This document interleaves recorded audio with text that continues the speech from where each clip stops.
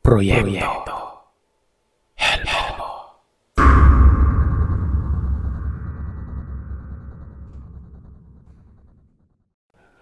Magandang araw po. Itago niyo na lang ako sa pangalang Joy. Nais kong ibahagi sa inyo itong naging karanasan namin ng binan ko nang makonfine siya sa isa sa mga pampublikong ospital sa may Pampanga. Katulad ng ibang sender ay hindi ko nababanggitin ang eksaktong lugar nito para hindi ako makasira sa mismong ospital.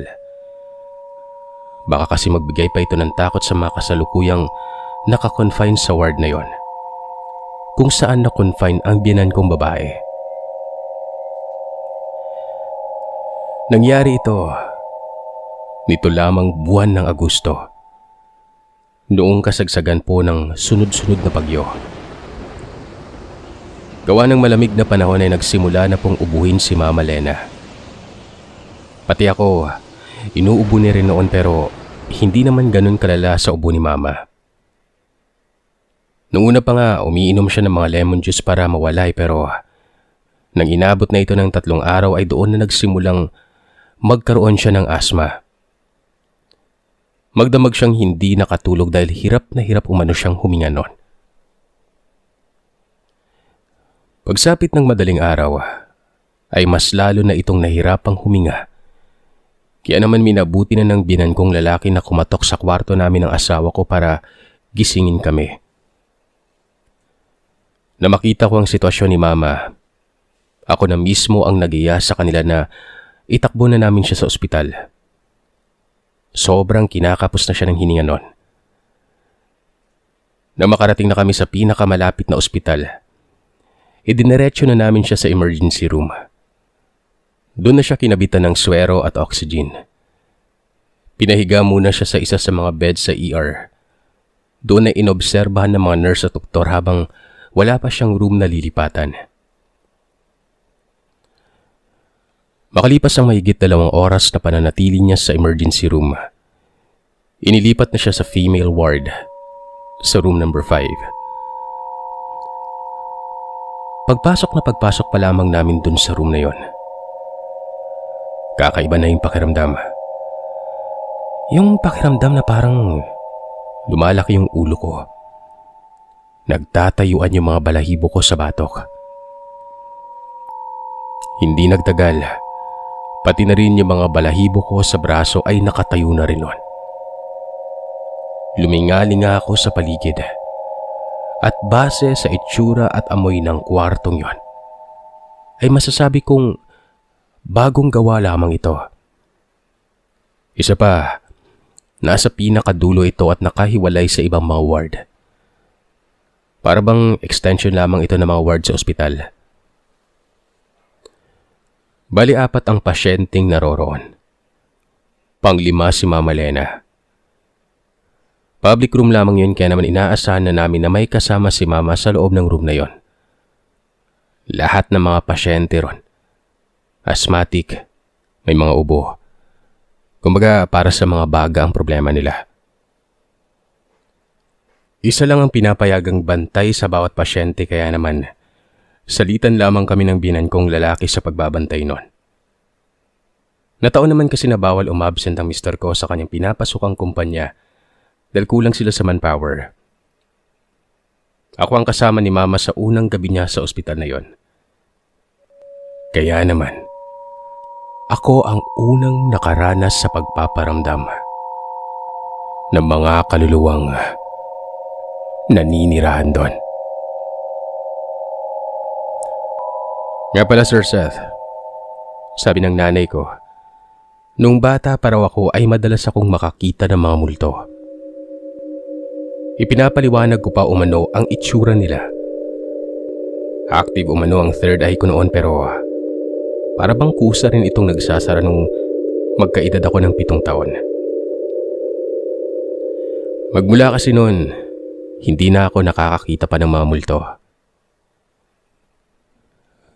Kaya naman hindi ko lubos sa kalain na may makikita ko rito sa room ni na Mama. Akala ko nga ay naging aktibong muli yung pangatlo kong mata pero Hindi pala. Kahit pala yung mga bantay ng pasyente ron, ay may nakita at naramdaman na rin sila. Papatulog na ako noon. Mga pasado 11:00 na ng gabi.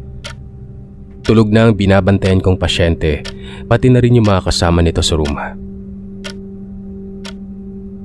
Sa pahaba at malapad na upuan ako nakahiga noon, kung saan nakatagilid ako paharap sa pintuan ng ward.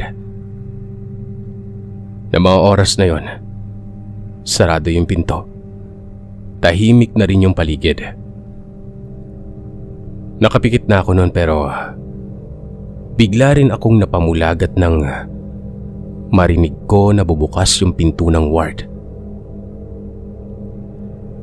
Buong akala ko noon may nurse na papasok. Baka ako magra-rounds ito at mag-i-inject na mga gamot sa swero.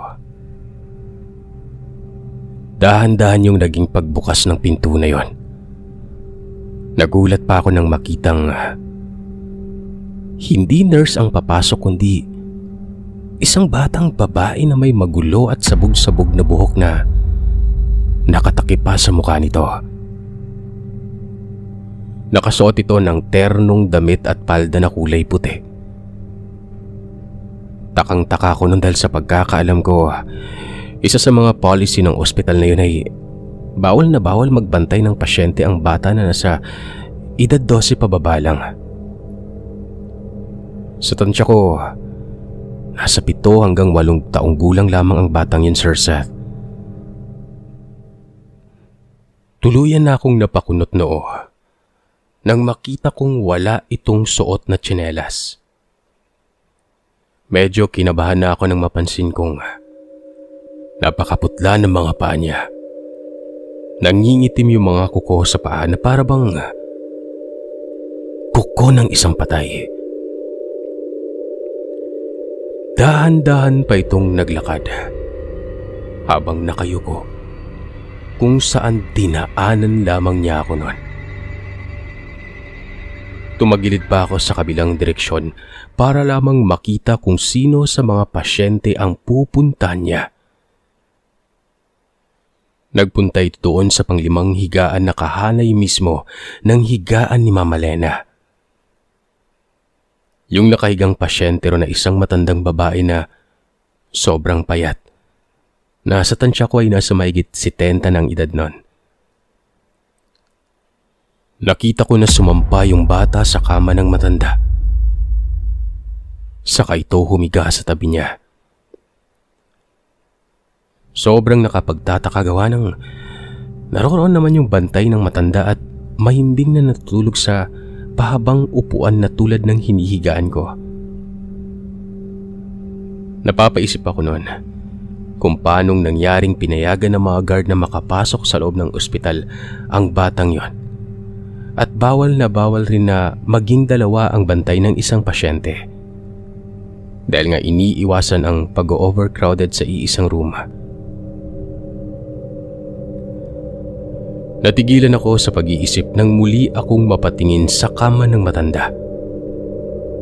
Nanlaki ang mga mata ko sa gulat nang makitang wala na ron ang bata. Lumingalinga pa ako sa paligid pero wala talaga doon. Imposible naman na hindi ko ito makikitang lumabas gayong malapit lamang ang pwesto ko sa may pintuan. Bumangon ako sa kinahihigaan ko at tinungo ang banyo para tingnan kung doon nagpunta ang batang yon. Kahit na alam kong imposibleng naroroon ito. Dahil hindi ko naman narinig na bumukas ang pintuan ng banyo eh. Pero pinili ko pa rin na magbaka sakali nun. Pagpihit ko sa doorknob, hindi ito nakakandado. Kaya naman binuksan ko na yon. Napabuntong hininga ako nang makitang walang tao ron. Doon na ako nakaramdam ng takot. Naisip ko na noon na baka multo yung batang nakita ko. Sa takot ko ay hindi na ako natulog sa upuan nun. Humiga na ako sa mismong tabi ni Mama Lena. Mabuti na lang at medyo malapad ang higaan niya. Payat lang naman ako kaya nagkasya kami ron. Mga 2 oras din akong nakatulog nun. Madaling araw na nang malingat ako at nang imulat ko ang mga mata ko ay nakita kong nakatayo sa tabi ko yung bata. Napasigaw ako ng malakas nang makita ko ang mukha nito. Hindi ko gaanong makita dahil may pagkamalabo nun. Pero isa lang ang alam ko. Walang mga mata yung bata. Tanging 2 malalaking butas lang na kulay itim ang meron nito.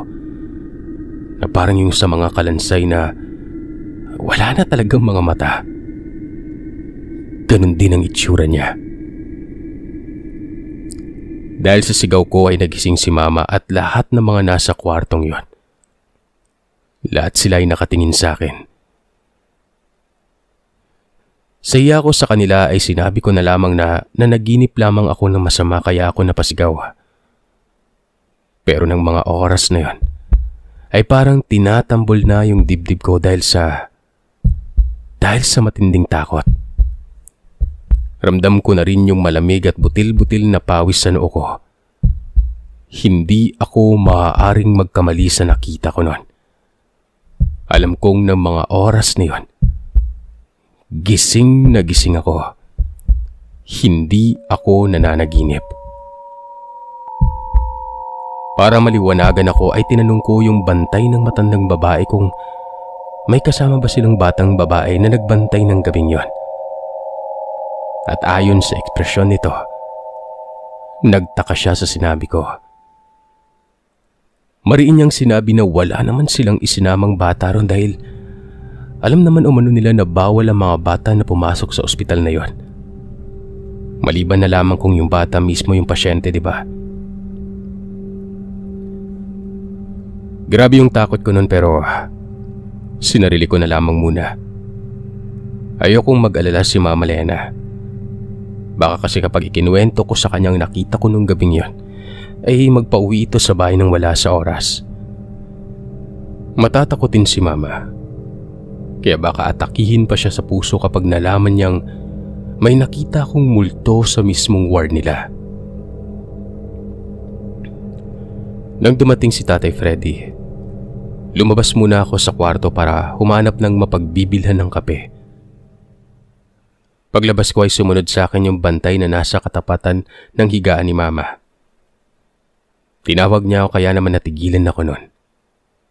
Matapos niyang magpakilala sa akin ay bigla na lamang siyang nagkwento tungkol sa naging karanasan niya sa room na yon.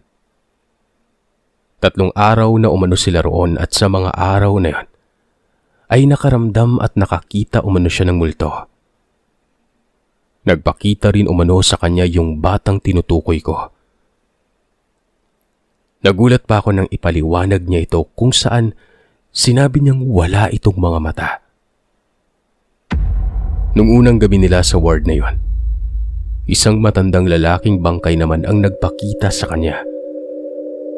Nakahiga ito ng tuwid na tuwid sa mismong kama na hinihigaan ni Mama. Bakante pa raw yung kamang yun nun. Kaya naman takot na takot siya nang makitang may nakahiga ron. At ang masakla pa, may takip na bulak ang mga mata nito at may sapal din ng bulak ang magkabilang butas ng ilong niya. Sinubukan din umano niyang magpalipat ng room pero wala na umanong bakante dahil okupado na lahat ang mga ward. Tanging doon na lang ang may bakante. Wala na raw silang magawa kundi pagtiyagaan ang kwartong yon. Tulad namin ay wala rin silang pera na pampalipat sa private room ng ospital. Naitanong ko sa kanya kung wala ba siyang kapalitan sa pagbabantay ng pasyente. Anya'y meron naman nung una, pero ayaw nang umulit pang pumunta ron dahil may nakita itong nakalutang na babae sa room na yon. Sa katunayan ay nilagnat pa umano ito dahil sa labis na takot. Kaya naman kahit anong pilit nila sa kanya ay hindi na ito napabalik sa ospital na yon. Habang ikinikwento nila yun sa akin ay kinikilabutan talaga ako. Na parang halos ayaw ko na rin magbantay kaso naaawa naman ako sa mga biyenan ko. Pareho na kasi silang sakitin dahil marami na rin silang mga iniinom na maintenance na gamot. Maaga akong umuwi sa bahay ng araw na yun dahil ipinagpahinga muna ako ni Tatay Freddy. Habang nasa bahay ako, hindi pa rin mawala-wala sa isipan ko ang multong nakita ko. Sa tuwing pipikit ako, para bang nakikita ko yung mukha ng batang walang mata. Dahil doon, halos hindi ako makatulog kahit pa kulang ako sa tulog. Kinagabihan ay naikwento ko ngayon sa asawa ko. Nagulat pa siya nang sabihin kong sa ward number 5 nga naka-admit si Mama. Anya, yung isa sa mga katrabaho niya ay minsan na rin umanong na-confine sa ospital na yon. At sa parehong room ng kay Mama. Kumakailan lang din. Buong akala umano nila ay nananakot lamang ito ng magkwento tungkol sa karanasan niya. Noong naka-confine umano ito doon, nagising siya ng madaling araw. Takot na takot siya nang makitang may nakahigang lalaki doon sa bakanting kama. Na tila ba kakaimbalsamo pa lamang nito. Tuwid na tuwid yung higa at wala itong damit pang itaas. May mga bulak din umano ang mga ilong at mata nito. At ang sobrang nakakatakot pa ron. Nakahiga ito. Pero hindi nakalapat ang katawan niya sa mismong kama. Nakalutang ito na nasa 5 hanggang 6 na pulgada ang taas mula sa kama. Hindi na raw siya nakasigaw noon dahil natulala na lamang siya dahil sa sobrang takot. At bigla na lamang naglaho yung lalaking nakita niya nang biglang dumating ang nurse na naka-duty ng araw na yon. Doon pa lamang din umano siya na imasmasan. May araw din umano na yung bantay niya ay may nakitang matandang babae na nakalutang sa may banyo. Nakasuot ito ng patient gown na may bahid ng dugo. Mas lalo akong natakot dahil sa ikinwento ng asawa ko na yun, Sir Seth. Nung gabi din na yon, hinanap ko yung rosaryo at ipinulupot ko yun sa mga palad ko hanggang sa hindi ko na malayan na nakatulog na pala ako. Kinabukasan ay maaga akong nagising. Nagluto muna ako at naghanda ng mga dadalhin ko sa ospital. Mga 10:00 ng umaga nang magpunta ako sa ospital para palitan si Tatay. Pagpasok ko sa room, nakita kong kausap ni Mama yung pasyenteng katabi niya. Habang si Tatay naman ay seryosong nakikipagkwentuhan din doon sa mga bantay ng pasyente. Kaya pala seryoso ang mukha nila ay dahil ang pinagkikwentuhan nila ay yung mga multong nagpaparamdam sa ward na yon. Nung gabing yon na si Tatay ang nagbabantay, may nagparamdam na naman umano pero sa pagkakataong yon, hindi lamang kay Tatay, kundi halos lahat umano ng pasyente at mga bantay. Nasaksihan din yon. Medyo maaga pa yun nangyari. 8:00 ng gabi. Gising pang lahat. Nagulat umano sila nang bigla na lang bumukas ang pintuan ng banyo. Kahit wala namang taong nanggagaling sa loob nito. Kusa rin umanong nagsara ang pinto kung saan pabagsak pa yung pagkakasara. Nagkatinginan na lamang silang lahat kung saan bawat isa ay nanahimik at nakiramdam. Mas lalo umano silang natakot nang marinig nila na bumukas yung gripo sa banyo. Pati yung pag-flush ng inodoro ay dinig na dinig din nila noon. Isa sa mga bantay ang naglakas loob na buksan ang pintuan ng banyo. Natakot na talaga sila nang makitang walang ni isang taong naroroon. Pero nakabukas pa rin ang gripo. Doon ko na rin nasabi sa kanila yung tungkol sa batang babae na nakita ko. May napadasal na wala sa oras nun. Ako naman ay hindi na gaanong natakot dahil ginawa kong bracelet yung rosaryo ko. Dinalan ko na rin ng iba pang rosaryo si Mama. Sinadya ko rin na magsuot ng kulay pulang damit kung saan pati si Mama ay dinalhan ko rin ng ganoong kulay. Isa kasi sa paniniwala ng mga matatanda dito sa lugar namin. Takot ang mga kaluluwa sa mga matitingkad na kulay, lalong-lalo na ang kulay pula. Nang gabing yon, natulog na kami ni Mama. Naging mahimbing ang tulog namin. Nagigising-gising lamang ako kapag dumarating yung nurse na nagra-rounds. Pero kinabukasan, nalaman namin na halos walang tulog yung ibang pasyenteng naroroon. Pati na rin yung mga bantay nila dahil magdamag umano silang nakakarinig ng boses na umiiyak.